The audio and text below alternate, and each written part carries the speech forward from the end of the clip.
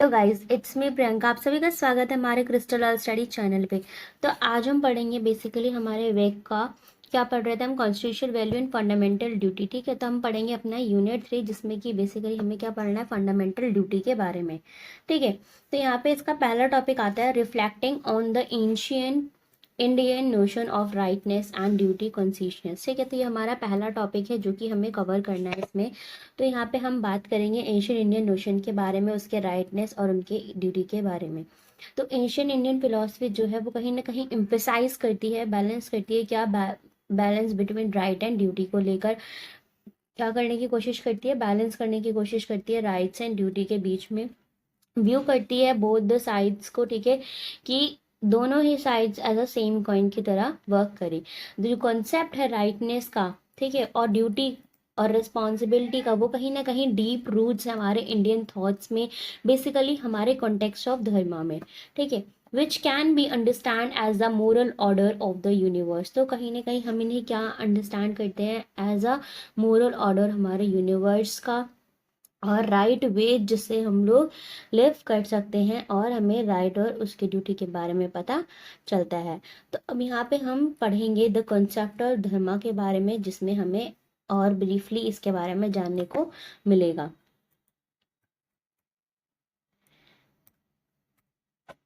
The concept of धर्मा, तो धर्मा कहीं ना कहीं जो है वो सेंट्रल आइडिया है हमारे इंडियन फिलोसफी का। ठीक है, एंशियंट इंडियन फिलोसफी का, और इनका जो टेक्स्ट है like Veda, Upanishad and Bhagavad Gita, ये भी हमें फाउंड करा है हमने। इट रेफर, ये क्या रेफर करता है हमें, मॉरल ड्यूटी के बारे में, पाथ जो किस तरह से हमें राइटनेस की ओर बढ़ना है उसके बारे में, और हमारी ड्यूटीज बताता है ईच एंड एवरी इंडिविजुअल को, कि किस तरह से हम फुलफिल कर सकते हैं और मेंटेन कर सकते हैं अपने हार्मनी और सोसाइटी को।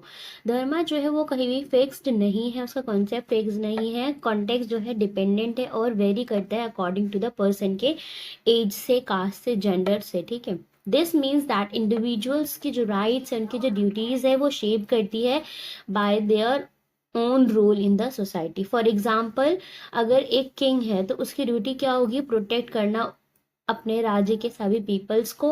वाइल अगर एक स्टूडेंट है तो उसकी क्या ड्यूटी होगी, एक्वायर करना नॉलेज को और फॉलो करना पाथ को डिसिप्लिन में। ठीक है, सेकेंड बात आती है आपकी क्या, rights and duty in the Indian ancient philosophy. in In ancient India, the idea of right was often intertwined with the idea of duty. तो जो आइडिया है हमारा राइट को लेके, वो कहीं ना कहीं इंटरव्यू करता है हमारे आइडिया ऑफ ड्यूटी से। और अगर हम बात करें मॉडर्न वेस्टर्न फिलोसफी की, तो वो भी कहीं ना कहीं फोकस करता है इंडिविजुअल के राइट्स पे और उनके इंडियन थॉट्स पे, कि किस तरह से वो लोग बैलेंस कर सकते हैं अपने पर्सनल राइट्स को विद इन द सोसाइटी के ड्यूटीज से। ठीक है, अब आता है ड्यूटी कॉन्शियसनेस। द फोकस जो है वो कहीं ना कहीं फुलफिल करता है एक इंसान की ओन ड्यूटी से, जैसे कि कर्मा। ठीक है, मोरल रिस्पॉन्सिबिलिटी होती है उनकी खुद की फैमिली, सोसाइटी और वर्ल्ड की तरफ अपनी ड्यूटी करना। This was seen as essential for maintaining cosmic order. रीत, तो इसे क्या माना गया है, रीत मानी गई है, ड्यूटी को ही रीत बोला जा रहा है। एंड अचीव करना अल्टीमेट पीस एंड लिबरेशन, जिसे क्या कहते हैं हम लोग, लिबरेशन को मोक्ष कहते हैं। ठीक है, in philosophy. For example from Bhagavad Gita, in Bhagavad Gita lord Krishna जो है वो इंस्ट्रक्ट करते हैं अर्जुना को परफॉर्म करने के लिए ड्यूटी। ठीक है, मतलब कि रीत धर्म की कहीं ना कहीं बहुत ज़्यादा इंपॉर्टेंट है, सीख करना अपने पर्सनल रिवॉर्ड को। और कृष्ण अर्जुन से कहते हैं कि उनका ये क्या है, उनका ये धर्म है, उनकी ड्यूटी है कि उन्हें लड़ाई करनी होगी रिगार्डलेस अपने पर्सनल कॉन्सिक्वेंस को देखते हुए। Krishna explains that one should act without attachment to the result. तो कृष्ण अर्जुन से कहते हैं कि अपनी अटैचमेंट वो सब त्यागना होगा और अपना कर्म करना होगा, योग्य करना होगा, अपनी डिसिप्लिन, अपनी ड्यूटीज की तरफ आगे बढ़ना होगा। थर्ड पॉइंट आता है the balance between right and duty. तो राइट क्या है, in ancient India thought were not seen as a title to the demand for claim but as a privilege that come as a responsibility. तो हमारा right हमारा responsibility होती है, हर individual के अपने खुद की एक रिस्पॉन्सिबिलिटी होती है, उसे किस तरह से इंटरकनेक्ट करना है विद इन द कम्युनिटी। और ड्यूटी क्या है, वो कर्मा है, जो कि इम्पोर्टेंट है उसे फोकस करना चाहिए. By performing one's duty one could contribute to the collective good and maintain dharma in the world. Fourth point आता है the influence of the concept in modern India.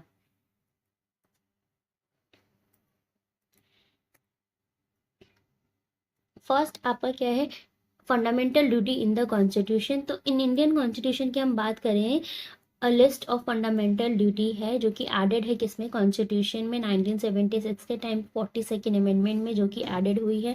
ये जो ड्यूटी है वो इंस्पायर करती है एंशिएंट इंडियन अंडरस्टैंडिंग को, इसकी रिस्पॉन्सिबिलिटी को toward the society, nation and humanity की ओर.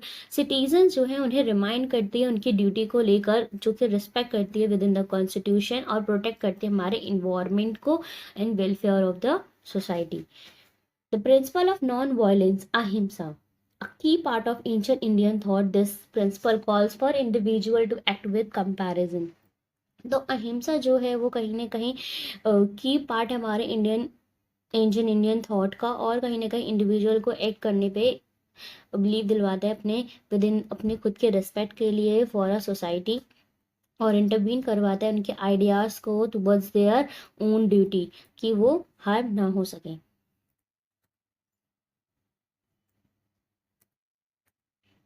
अब हम यहाँ पे बात करते हैं fundamental duty, article 51A of the Indian constitution. तो article 51A of the Indian constitution जो है वो लिस्ट हमारे फंडामेंटल ड्यूटी में ही है, ठीक है, ऑफ एवरी सिटीजन. ये जो ड्यूटी है वो एडेड हुई है 42nd अमेंडमेंट 1976 में, ठीक है. प्रमोट करती है, क्या प्रमोट करती है, हमारे रिस्पॉन्सिबिलिटी और respect among the citizen for the nation, constitution and fellow citizenship. तो यहाँ पे 11 हमें फंडामेंटल ड्यूटीज हैं जो कि देखने को मिलती हैं, ठीक है. Respect of constitution, cherish and follow noble ideal, uphold and protect sovereignty, unity and integrity of India, defend the country, promote harmony, preserve the environment, develop scientific temper, safeguard public property, strive towards excellence, respect the dignity of human, provide opportunity for education. तो ये जो 11 rights हैं, ये हमारे, ये जो 11 points मैंने पढ़े अभी, वो क्या है, हमारे फंडामेंटल ड्यूटीज़ हैं, ठीक है. 11, इन्हें आप अच्छे से स्टडी कर सकते हैं. यहाँ पे आपको कंटेंट भी प्रोवाइड हो रखा है. आगे हम बात करेंगे legal status of fundamental duty की. Legal status of the fundamental duty, तो पहला पॉइंट आता है non enforceable by law. Unlike fundamental duty of fundamental duties and rights are not eligibly enforceable. तो फंडामेंटल ड्यूटी और राइट जो है वो कहीं पे भी लीगली इन्फोर्सेबल नहीं है. This means that there are no direct legal consequences if a person do not perform these duties. There is no law that force citizen. तो कोई भी अगर इंसान नहीं चाहता है इस राइट्स को या फिर इन ड्यूटीज़ को फॉलो अप करना, तो ऐसा कुछ भी ऐसे कोई भी राइट्स या फोर्समेंट नहीं है सिटीजन्स के ऊपर कि उनको ये चीज़ करनी पड़े. And they can't be taken to the court for not fulfilling them.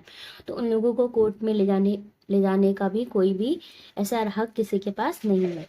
Second point आता है moral obligation. These duties are more about the moral and ethical obligations that citizen should be voluntary observe. They are meant to promote responsible citizen and build a service sense of civic duty among the people. तो moral obligation होता है हर इंसान की अपनी खुद की duty है, और एथिकल ऑब्लिगेशन है हर सिटीजन्स का, उनको वॉलंटरी उनको ऑब्जर्व किया भी जा रहा है, ठीक है, कि वो प्रमोट करे अपना duty with in the society.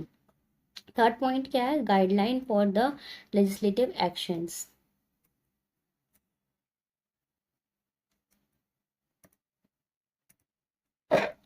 While not legally enforceable, the fundamental duty provide guidance to lawmaking when creating the law for promote the national welfare, unity and other areas mentioned in the duties. These duties guide the creation of law and policies. तो जैसा कि अभी बात हुई है कि legally enforceable है, ठीक है, फंडामेंटल ड्यूटीज. तो लेकिन फंडामेंटल ड्यूटी और क्या करती है काम, कि वो प्रोवाइड करती है लॉ मेकिंग को, किस तरह से लॉ को क्रिएट करना है और प्रमोट करना है विद इन द नेशन. आगे हम पढ़ेंगे judicial approaches to the fundamental duty. The judicial approach towards the fundamental duty has evolved over a time. While duties जो है वो are not enforceable by law. तो ये जो ड्यूटीज़ हैं, फंडामेंटल ड्यूटीज़ है, वो इन्फोर्सेबल नहीं है एज अ लॉ से। ये हमने अभी ऊपर भी पढ़ा था। कोर्ट जो है वो एम्फसाइज करेगा इम्पोर्टेंस एंड गाइड करेगा इंटरप्रिटेशन ऑफ लॉ को। आगे हम बात करेंगे court and the fundamental duty in several cases. Supreme court and high court has refer to the fundamental duty to highlight the importance of responsible citizenship. तो कुछ कुछ cases में क्या होता है कि सुप्रीम कोर्ट और हाई कोर्ट जो है उन्हें रेफर्ड करा जाता है और उनके फंडामेंटल ड्यूटीज़ को भी हाईलाइट करा जाता है as a responsible citizenship. For example environment protection, अगर हम राइट के बारे में बात करें तो यहाँ पे court has cited duty to preserve the environment under article 51। ठीक है। कुछ आपका सेकंड पॉइंट आता है कनेक्शन विद फंडामेंटल राइट्स। तो कहीं ना कहीं कोर्ट का कनेक्शन किससे है? फंडामेंटल राइट से होता है ये, और गारंटी करता है पर्सनल के फ्रीडम से। फंडामेंटल ड्यूटी जो है वो सर्व करती है as a reminder for these rights कि वो रिस्पॉन्सिबल है टूवर्ड्स उनके नेशन और सोसाइटी को लेकर। थर्ड पॉइंट आता है अपन नो डायरेक्ट इन्फोर्समेंट। तो since fundamental duty are not enforceable by law, जिस तरह से fundamental duties in not enforceable है बाय लॉ से, तो कोर्ट भी कोई भी चीज़ directly can not be directly impose और पेनल्टी, तो कोई भी चीज़ बिना पूछे या फिर पेनल्टी ऐसे सिटीजन्स पे नहीं लगाई जा सकती है जब तक उनके पास पूरा सबूत ना हो।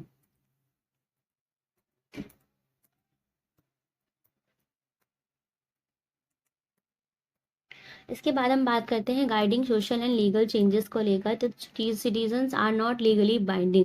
तो सिटीजन्स जो है वो लीगली बाइंड नहीं है। They serve as a moral compass for the citizen and law making.